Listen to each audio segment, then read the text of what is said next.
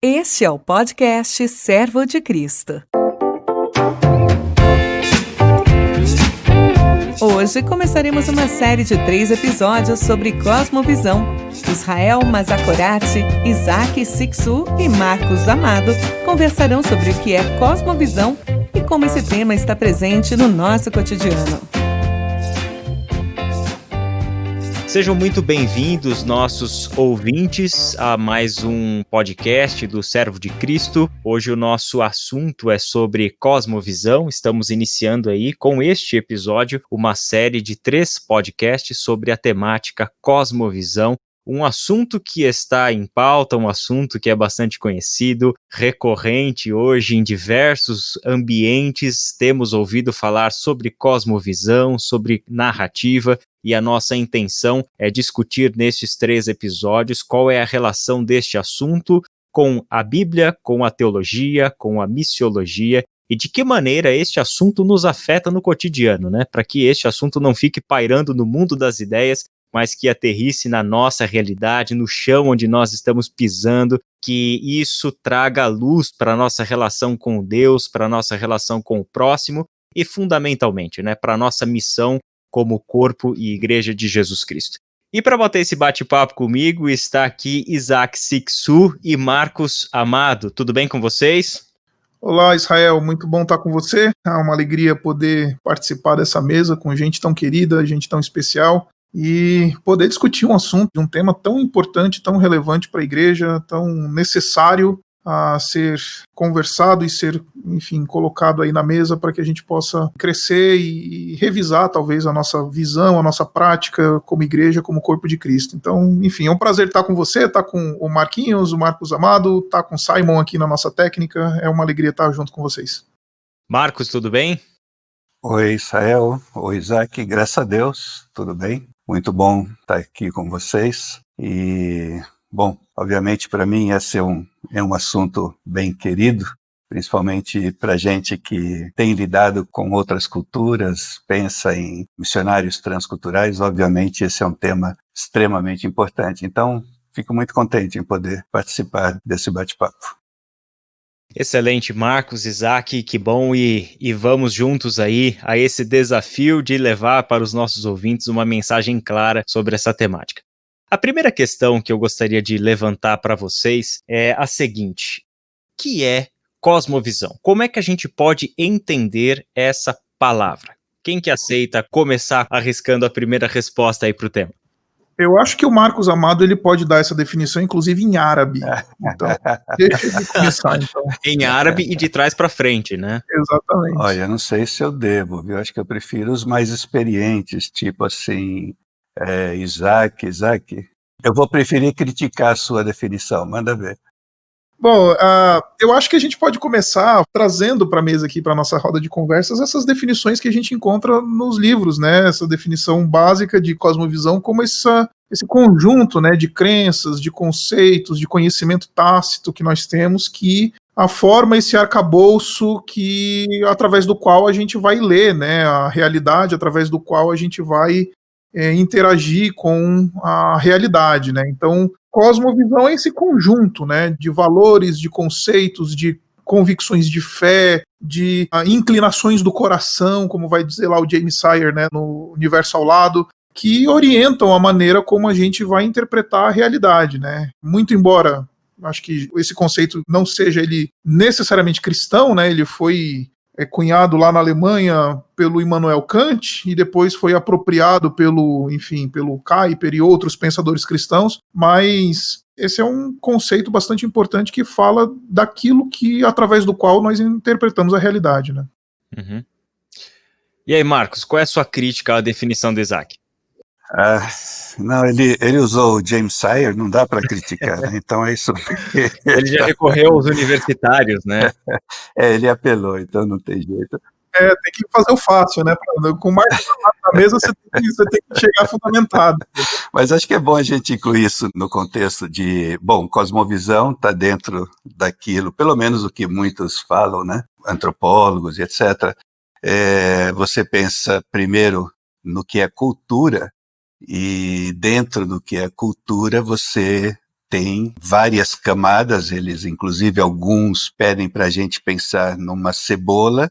Uma cebola tem aquelas diferentes camadas, e naquela camada que está bem no centro, comparando para uma cultura ou uma pessoa, é ali que está a cosmovisão, onde explica tudo aquilo, onde estão as perguntas que tentam responder o que é real, né? Aquilo que realmente eu percebo, eu creio. E depois vem diferentes outras camadas que vão subindo depois da cosmovisão, que são as crenças, valores e, finalmente, comportamento, que é a camada superior da cebola dentro da cultura.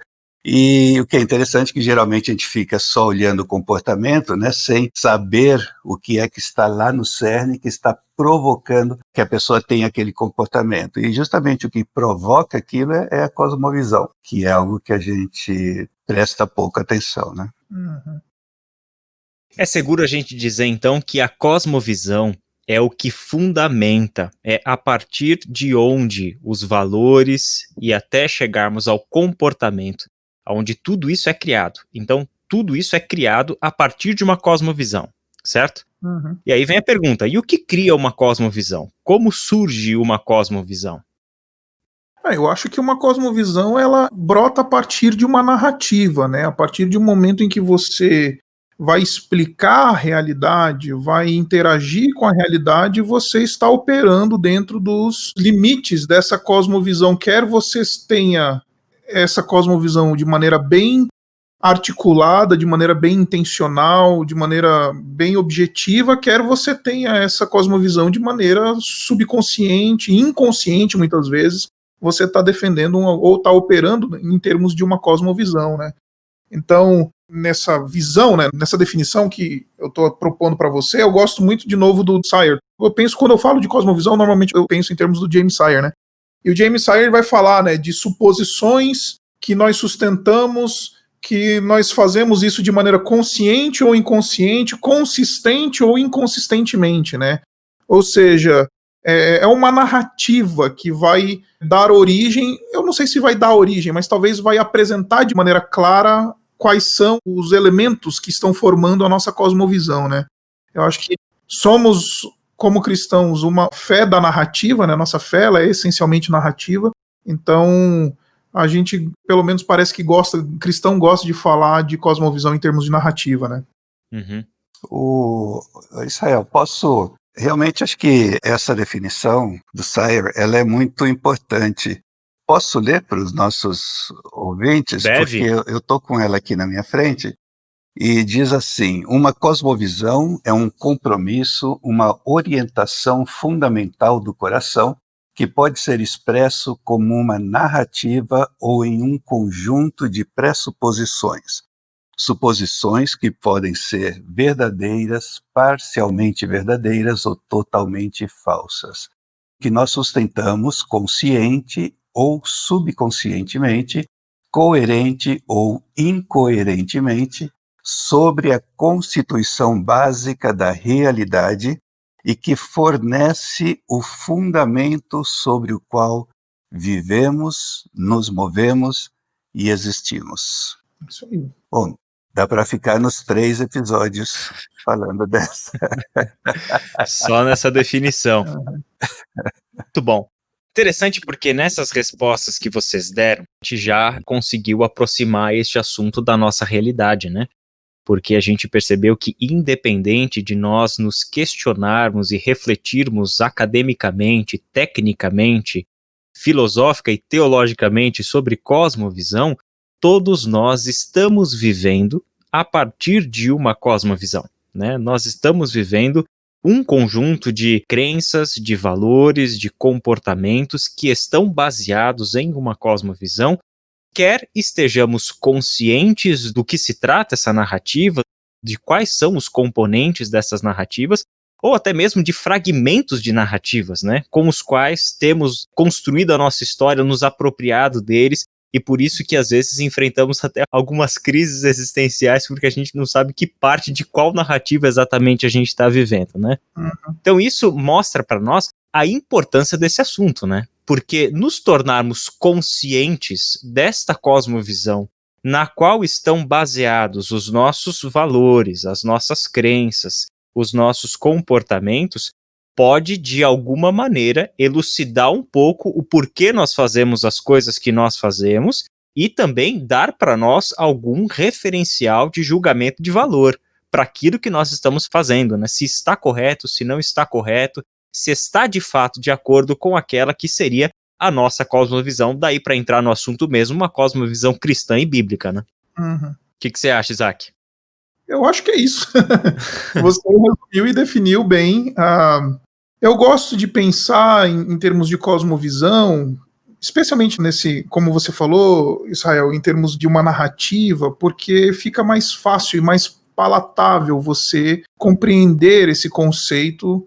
Você tira ele um pouquinho da prateleira dos filósofos e traz para a realidade, né? Uhum. E como você também leciona sobre cosmovisão, e quando vou tentar explicar esse conceito, eu normalmente conto uma história que aconteceu comigo no estacionamento do Carrefour. Uhum. Eu deixei a minha esposa para...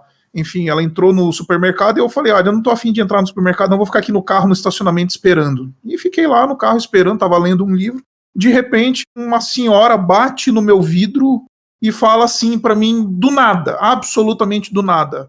Ela tá vindo, só tá esperando a neném. Aí eu, sim, legal, ela tá vindo e só tá esperando a neném. Eu já logo de cara sabia que ela não estava falando da minha esposa, porque nós não temos filhos, pelo menos não nascidos ainda, né? E aí, a Bela tá grávida. Então eu falei, bom, ela não tá falando da minha esposa. O que ela tá falando? Como é que eu vou explicar este fenômeno, né? Este fenômeno, este encontro, como é que eu explico ele? Eu explico ele a partir de uma narrativa. Tá faltando alguma história que conecte esse fenômeno de alguém chegar pra mim no vidro do meu carro e falar, ela já tá vindo, só tá esperando o neném. Aí, enfim, o que aconteceu depois, a narrativa explicou. Aí ela falou assim, não, moço, você não é o Uber? Aí eu falei, não, é porque o Uber aqui diz que é o mesmo carro. Aí eu falei, entendi, então a cosmovisão é essa narrativa que junta os fatos, né, que une as coisas, que bota tudo junto e explica. Muito embora a cosmovisão ela queira explicar o todo, né, queira falar da realidade universal, presente, etc., a narrativa da cosmovisão é isso, é aquilo que junta os fenômenos e os fatos juntos, né? Até aquele momento da mulher mostrar para mim o celular com o Uber dela, dizendo, é o mesmo carro. Aí eu falei, olha, deveria ter olhado a placa, né? Que eu não sou Uber, não, tô só esperando minha esposa aqui, que foi pegar alguma coisa no supermercado. Enfim, é isso. Isso, muito bom. Eu estava trabalhando esses dias com os meus alunos 2 capítulos do livro Surpreendido pelo Sentido, do Alistair McGrath, e ele começa esse livro de um jeito muito interessante. Ele começa o texto aparentemente com uma questão que não tem absolutamente nada a ver nem com sentido, nem com cristianismo e nem com cosmovisão, que é a seguinte pergunta: por que as pessoas gostam tanto de ficção policial? Por que que as histórias do Sherlock Holmes, por que que as histórias de serial killers, por que que filmes, séries e literatura sobre investigação criminal consegue cativar tanto as pessoas, prender tanta atenção e etc. E aí ele arrisca, com base em alguns argumentos de outros autores e uma autora, ele arrisca aquela resposta, né? O que está na humanidade que faz com que gostemos tanto da ficção policial é esse nosso desejo interior, quase que ali no nosso DNA, né? De encontrar em pistas desconexas algum fio condutor que amarre todas essas coisas e dê algum sentido para a realidade, né? Então, é como se nós fôssemos a um livro do Sherlock Holmes ou fôssemos ao cinema assistir um filme de uma ficção, de um romance, de um filme de júri ou alguma coisa nesse sentido. É como uma expressão do nosso desejo de que peças desconexas da realidade façam algum sentido. Porque é dessa forma que muitas vezes talvez nós estamos enxergando a nossa própria existência como seres humanos, né? Vivemos talvez diversas histórias, diversas cenas da nossa vida, e quando acontece alguma coisa, quando acontece um sofrimento, uma dor, uma perda, quando somos levados a algum momento de crise, de caos, em que nós somos levados a considerar as diversas cenas da nossa vida, nós precisamos encontrar um fio condutor que aí o Isaac já adiantou isso, né? A narrativa faz isso, né?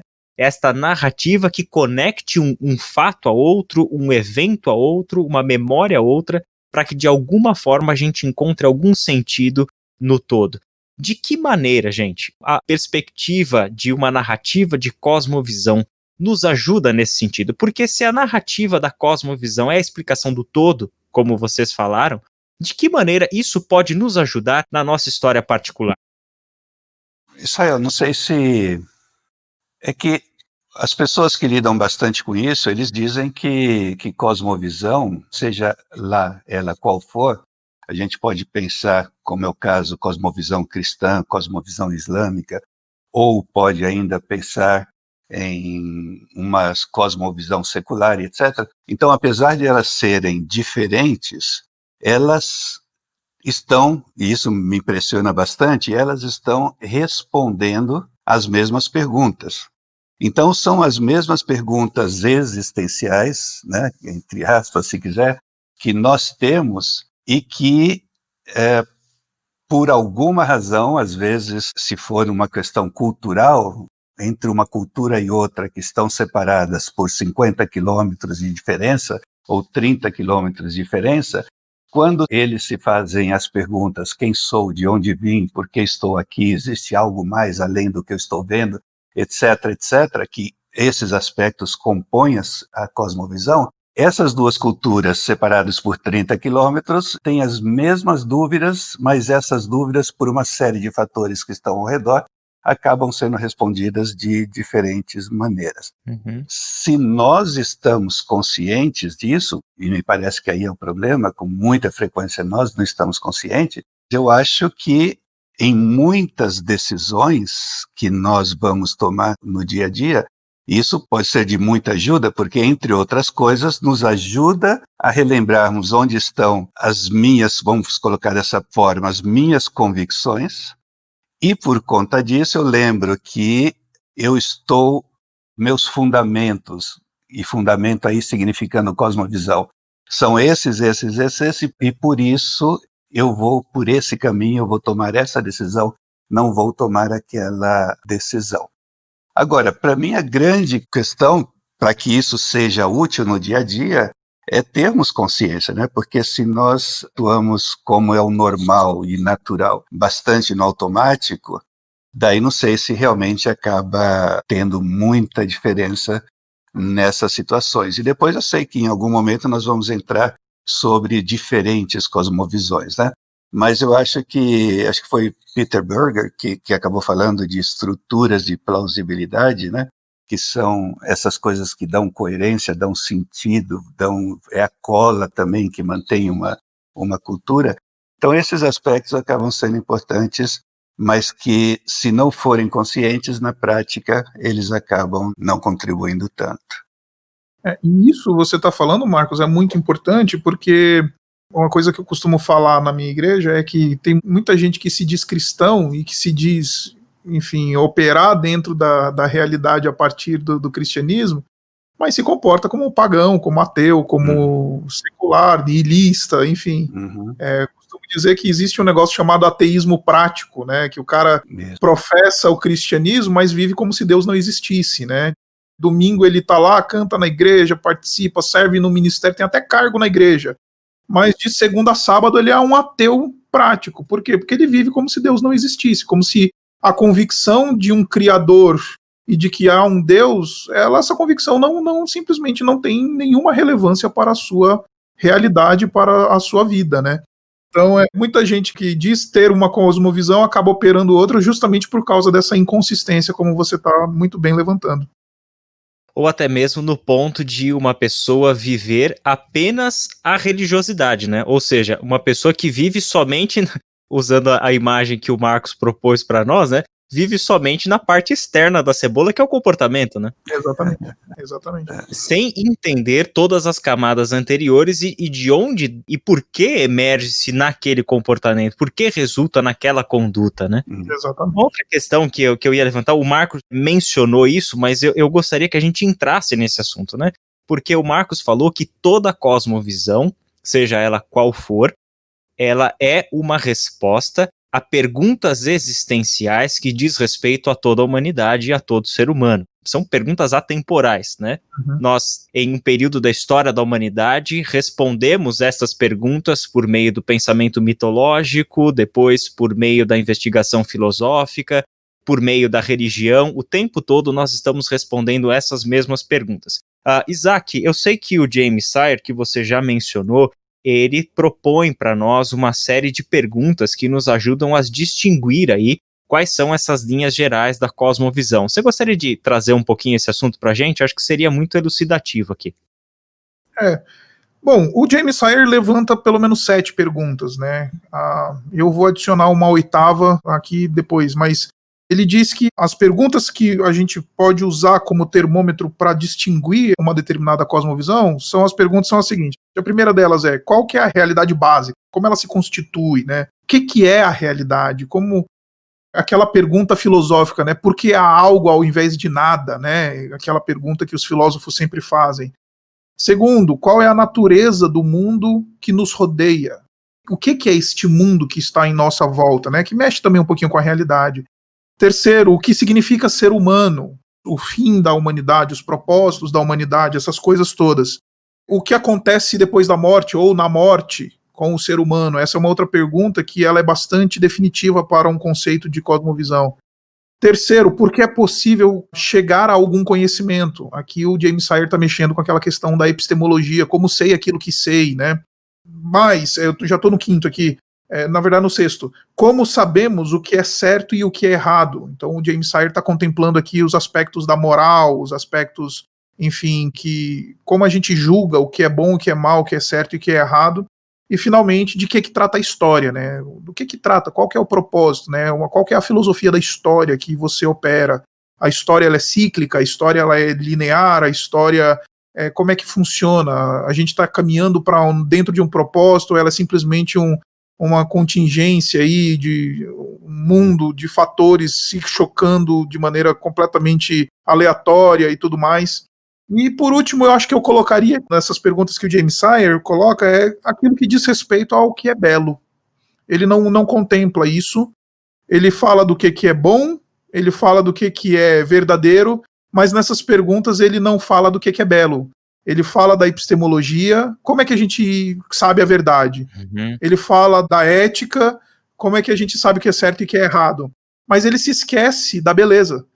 Deus ele criou um mundo belo e há beleza na criação, então como é que a gente distingue, como é que a gente lida, o que é belo e como é que a gente lida com a beleza da boa criação de Deus, né? Uhum. Então essa pergunta eu adicionaria aqui, acho que falta no que o Sire fala, Uhum. muito embora ele articule isso lá na segunda pergunta, quando ele pergunta sobre a natureza do mundo que nos rodeia, não é tão evidente, não é claro que ele não tem uma preocupação estética, né? Ele tem uma preocupação epistemológica, ele tem uma preocupação ética, Uhum. mas falta um pouquinho de estética nessa abordagem aí do James Sire. Muito bom. Deixa eu perguntar uma coisa então agora para vocês.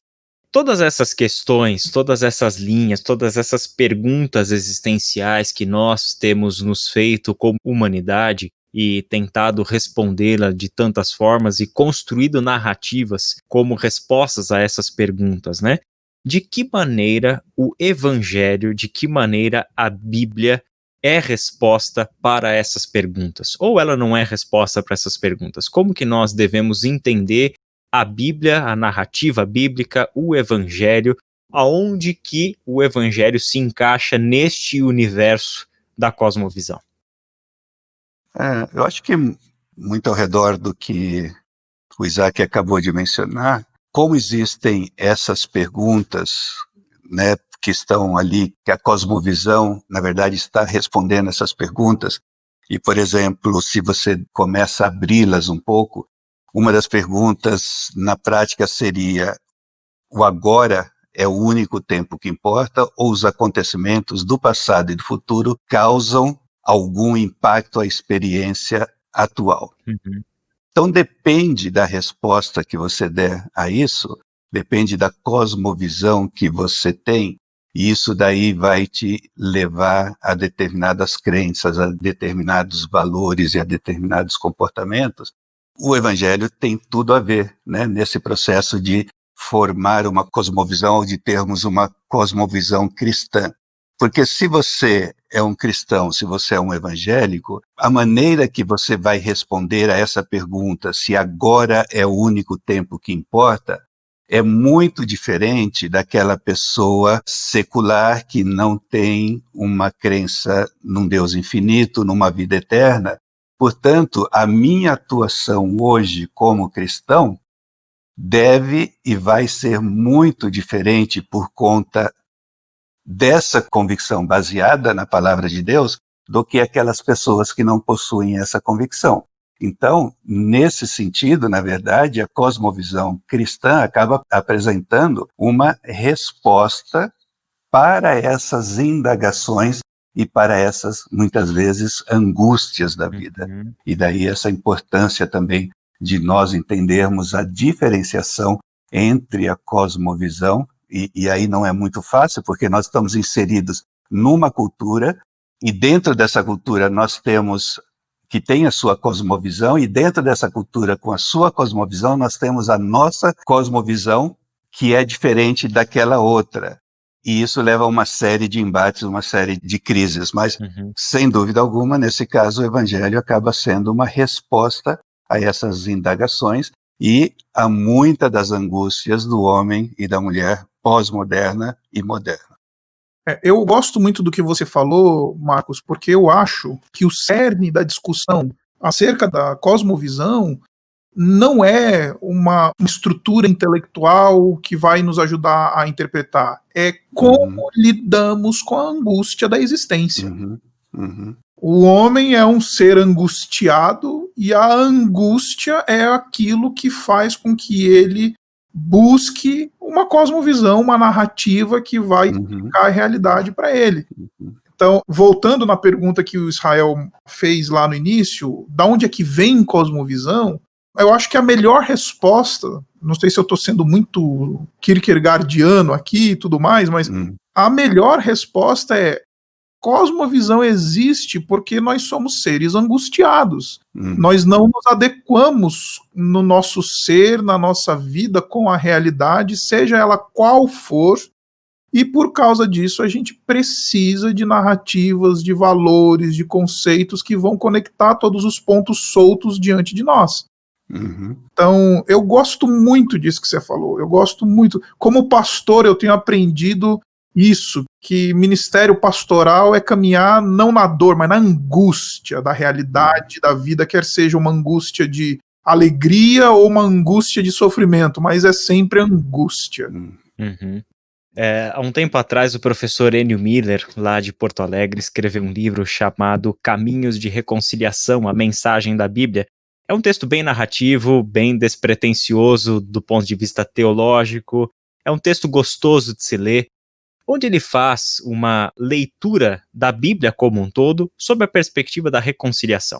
Então ele pega a mensagem da reconciliação sobre a qual Paulo falou em 2 Coríntios capítulo 5, e ele faz uma leitura de Gênesis e Apocalipse a partir da perspectiva da reconciliação. Isaac, isso que você falou a partir da fala do Marcos é tremendamente importante nessa obra dele. Por quê?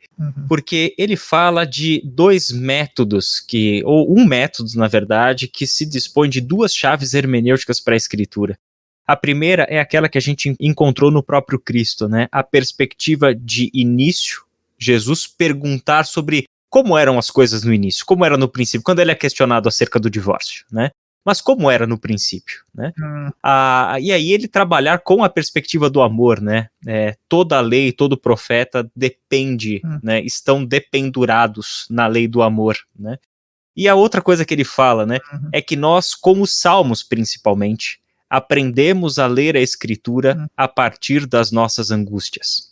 Aprendemos a ler a Bíblia a partir da nossa angústia.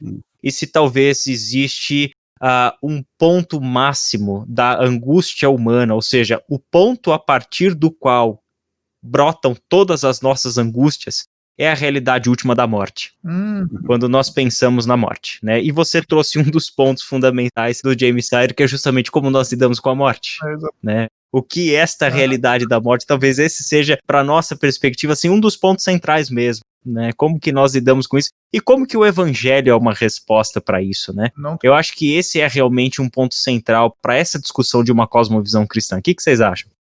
eu acho, eu não quero cortar aqui o Marcos, que eu tenho certeza que ele tem muito a falar sobre isso, especialmente com a experiência, enfim, transcultural dele, de anos e tudo mais, mas eu tenho a sensação, Israel, que se a gente despreza esse aspecto da angústia existencial, a gente transforma a nossa realidade em mero racionalismo.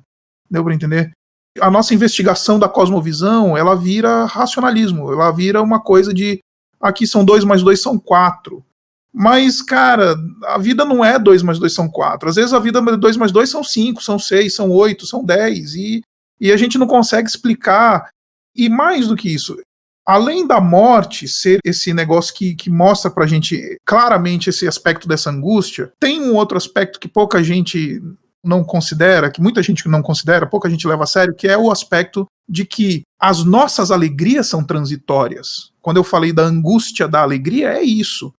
Do mesmo jeito que a gente tem a certeza da morte, que nos angustia, que nos faz perguntas muito duras, né, nos interpela de maneira muito profunda, a transitoriedade das alegrias, da felicidade, essa transitoriedade também é uma transitoriedade que nos angustia e que nos faz perguntas importantes e que a nossa cosmovisão essencialmente vai ser aquela que vai responder.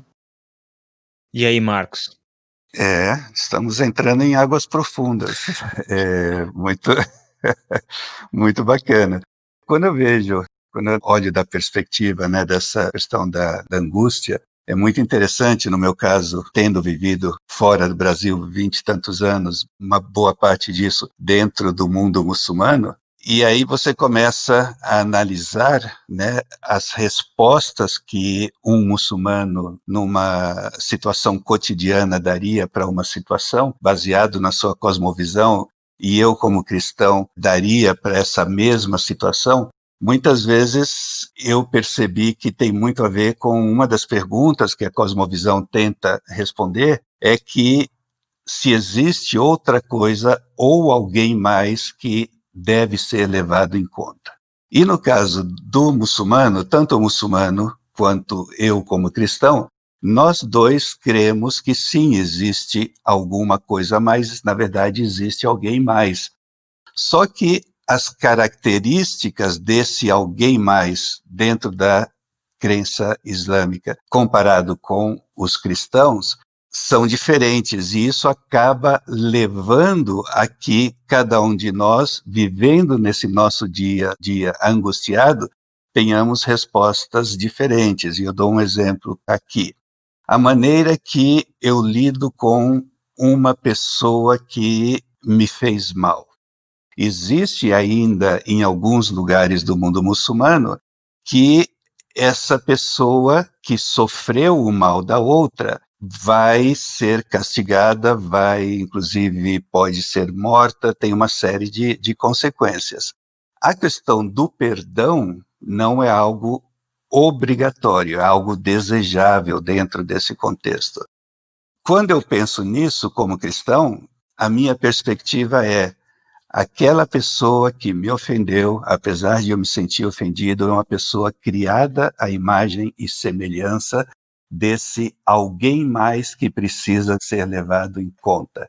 Uhum. Com isso, apesar de eu estar sofrendo tanto quanto essa outra pessoa por conta daquilo que me foi feito, essa convicção que eu tenho, que faz parte da minha cosmovisão, me leva a ter uma resposta totalmente diferente do que o muçulmano, e nós dois talvez vamos agir simplesmente sem pensar, mas na verdade estamos sendo instruídos por essas convicções, por essa cosmovisão, que a gente não leva isso conscientemente no dia a dia.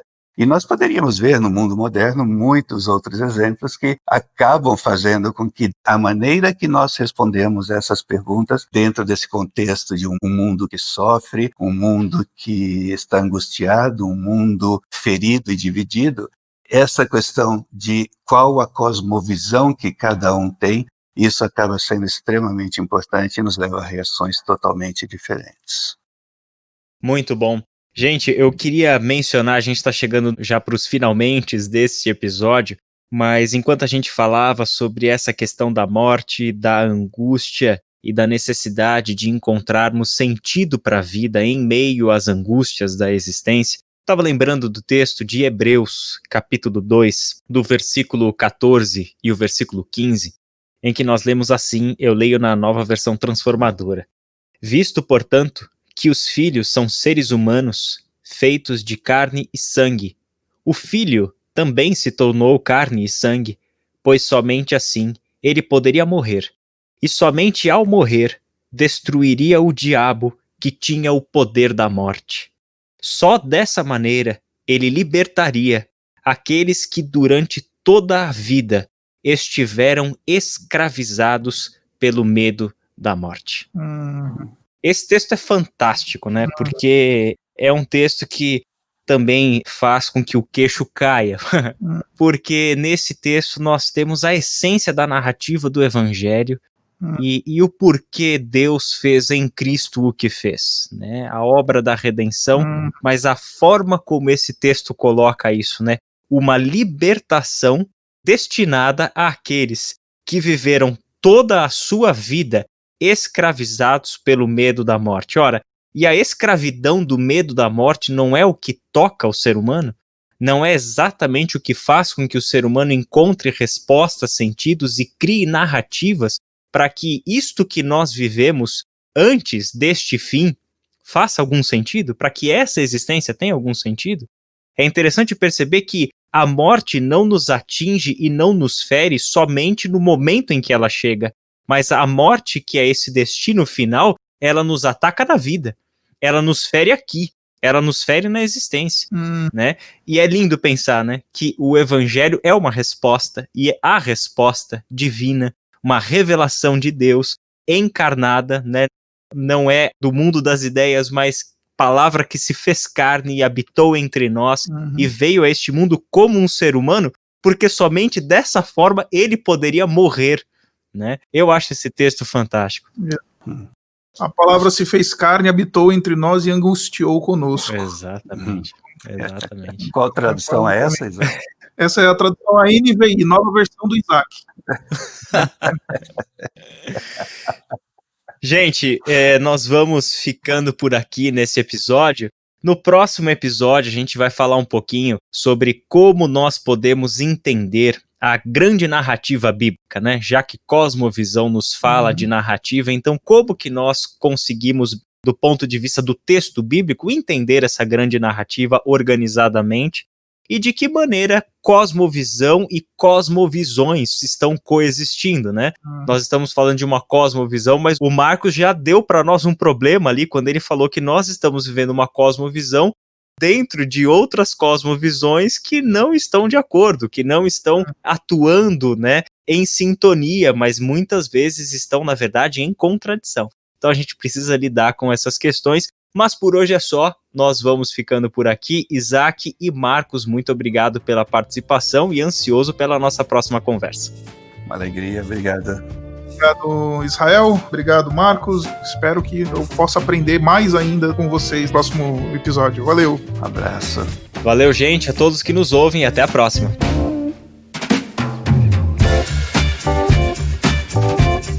Você escutou o podcast Servo de Cristo.